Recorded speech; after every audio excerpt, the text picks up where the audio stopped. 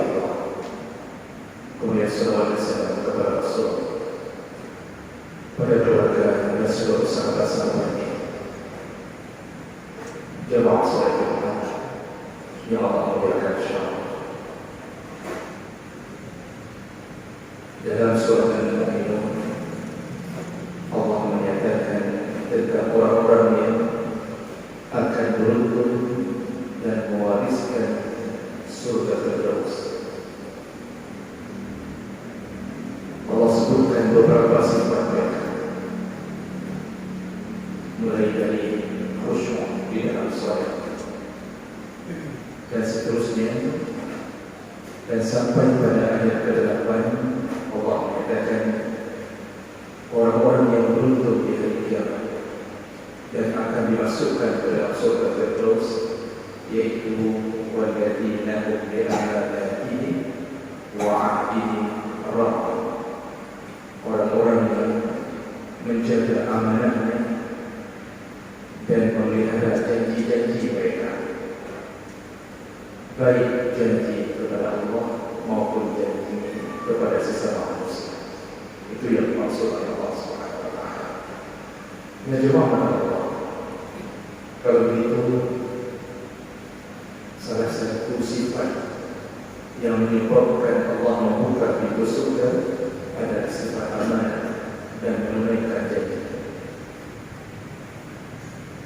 Tidak ada sifat ini, maka tidak ada jaminan Allah akan langsung menyediakan surga. Bisa jadi neraka dulu kalau seandainya orang kehilangan amanah, kemudian nanti suka-suka Allah. Kalau Allah inginkan dia di dalam neraka kekal, maka Allah bisa buat itu. Kalau Allah ingin pindahkan dia ke surga nantinya, juga Allah yang berhak berkuasa untuk itu. Maka jemaah Allah, sifat tertinggi dari manusia agar bisa tetap dalam kejujuran adalah amanah. Urut menyuka amanah dalam mendukung insyaAllah tidak terlalu. Anak berdiri sebelum berbagi.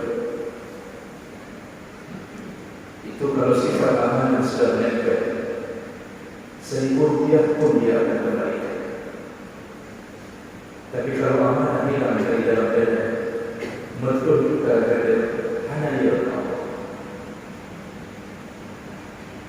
Dalam salah satu hadis riwayat Imam Bukhari dengan Raja bin Sahih dari Abi Hurairah radhiyallahu anhu, Rasulullah pernah menceritakan salah satu kisah yang paling takjub terjadi di kalangan Bani Israel. Langsung cerita dari dulu Rasulullah. Dan betulnya Rasulullah menceritakan itu setelah diberitahu oleh Jibril alaihi salam. Rasulullah tidak akan mungkin berbohong di atas satu cerita. Bagaimana ceritanya? Kata Rasulullah SAW, ada seseorang dari kalangan Bani Israel sedang ditimpa kesulitan uang. Akhirnya dia memberanikan diri menyeberang lautan menuju ke pulau yang berbeda untuk meminjam uang kepada seorang Bani Israel yang kaya. Jadi begitu dapat untuk meminjamkan kepada seorang kaya yang soleh. Lalu dia mengatakan, pinjamkan aku 1000 dinar. 1000 dinar yang berarti kelebihan yang memang betul-betul penuh. Dinar itu terbuat dari emas, dikenal dari zaman dahulu. Jadi ukurannya 1000 dinar kalau dihitung dengan uang di zaman itu sekitar 4,2 M. 4,2 miliar. Itu dalam catatan perawat. Kepinjamkan 1000 dinar 4,2 miliar. Lalu orang kaya itu mengatakan, ini bisyuhada. Kalau begitu datangkan aku saksi. Benar saksi. Apa jawaban orang ini? Wa kafara billahi syahida. Cukuplah Allah yang menjadi saksi. Dan orang kaya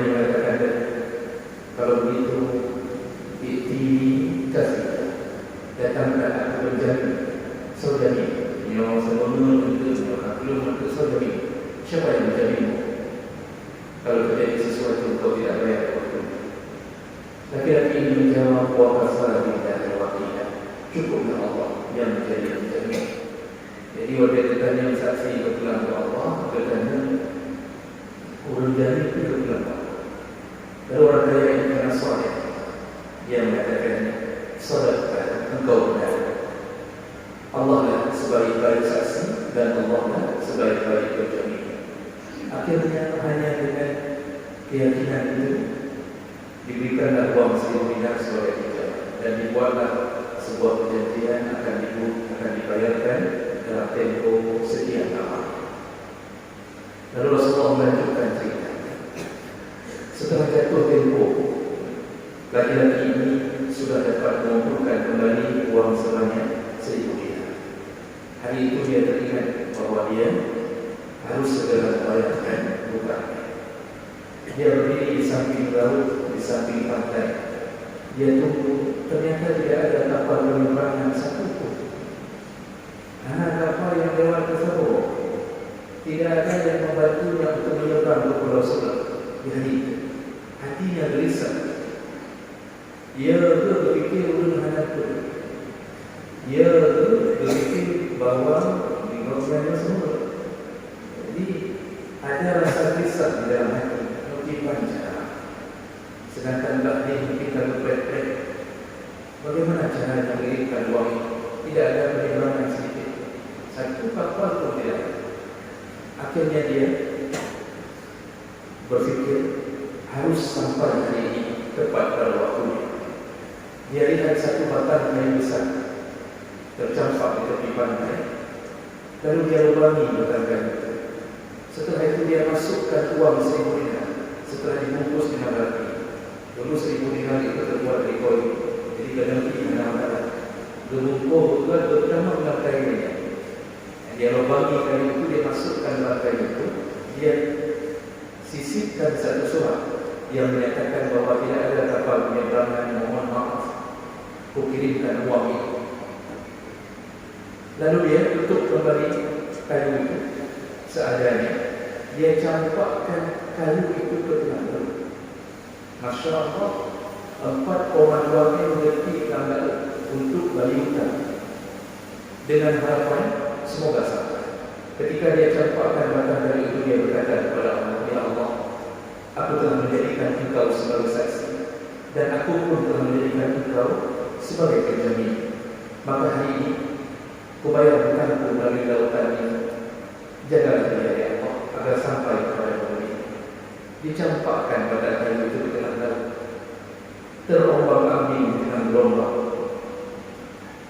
dan tidak ada yang bisa memelihara kecuali Allah SWT. Di sisi yang lain, orang kaya tadi juga tahu hari ini telah sampai hari untuk dibayarkan hutang, dan dia butuh uang itu hari itu. Dia berdiri di tepi pantai. Ternyata dia pun tidak melihat ada satu kapal pun yang lewat. Di urut kopeng itu kasus sama, nyokap dan teman.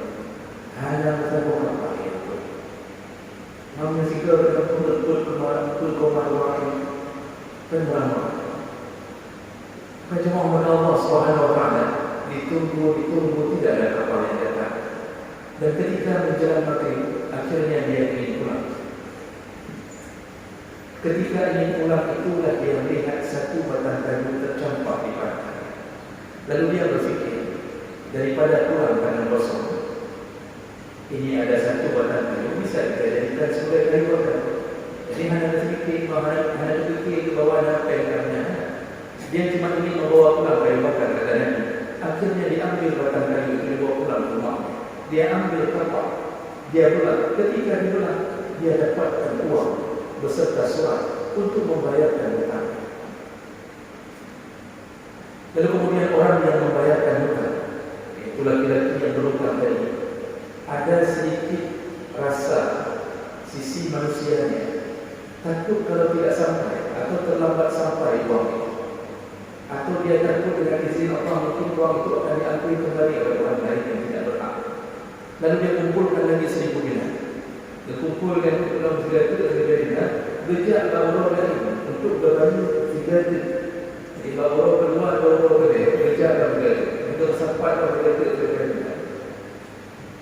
Dia jumpai orang itu, lalu yang mengatakan, mohon maaf, tidak ada kapal yang datang yang bisa menyeberang di hari kemarin.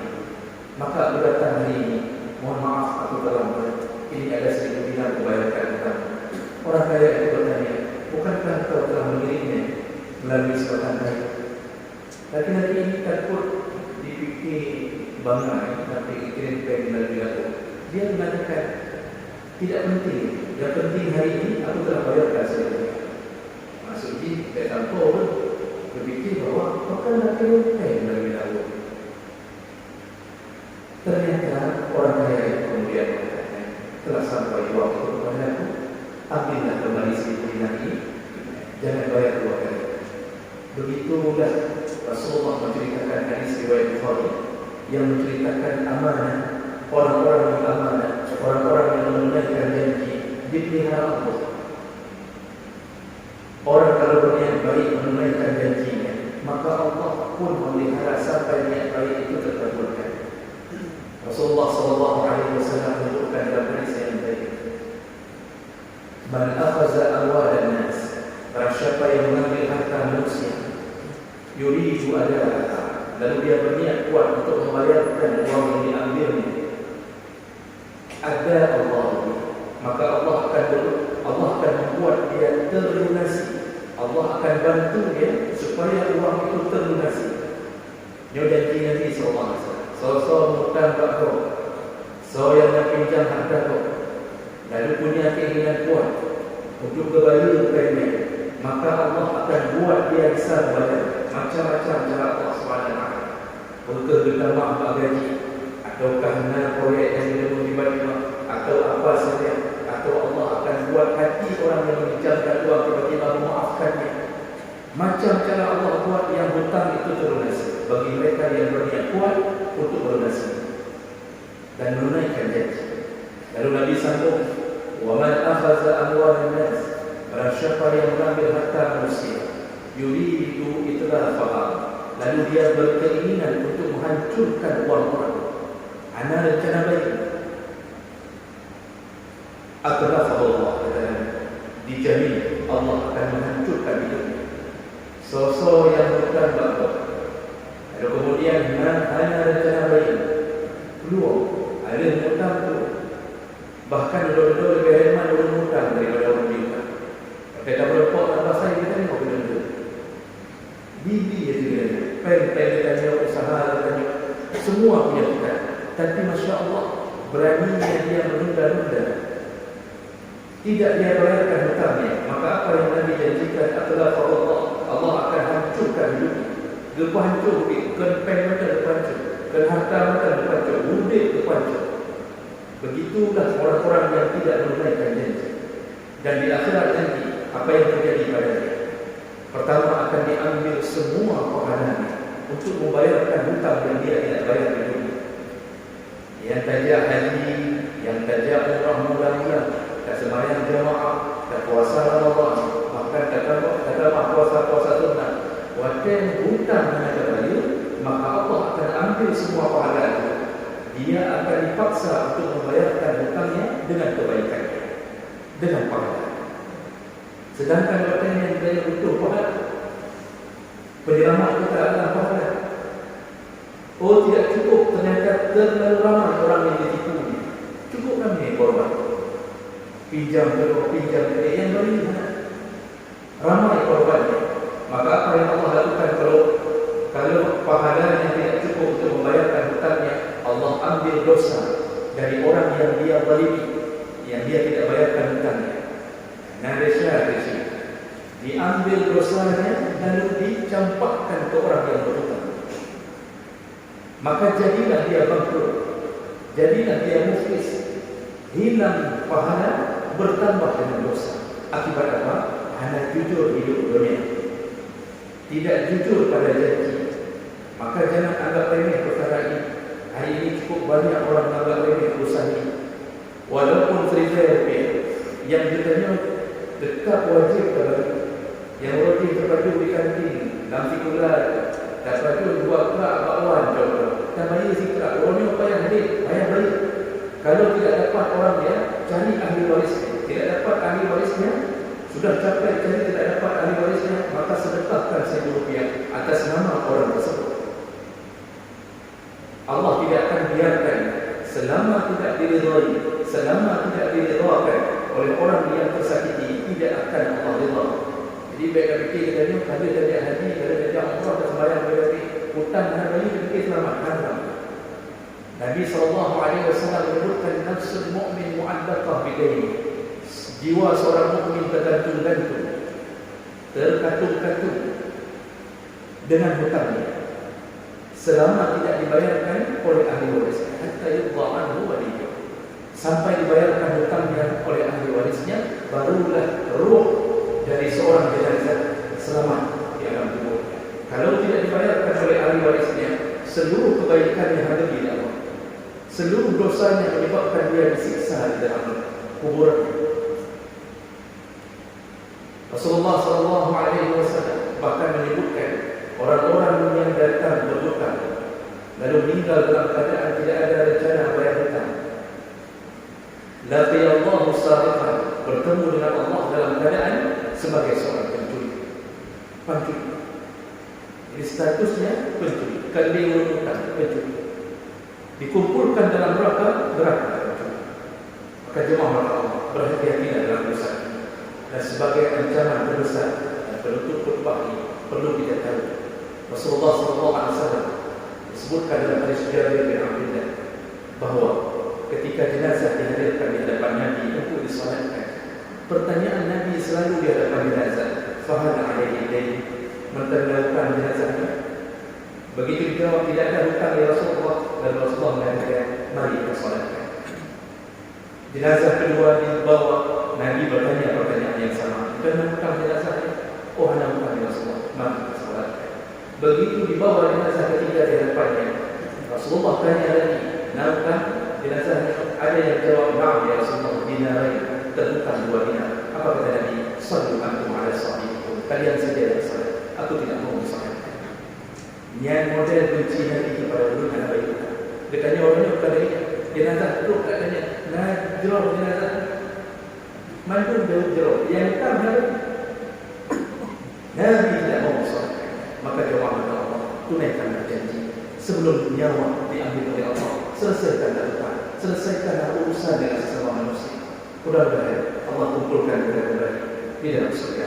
Amin ya rabbal alamin. Barakallahu li wa lakum fil Qur'an wa nafa'ani wa iyyakum bima fihi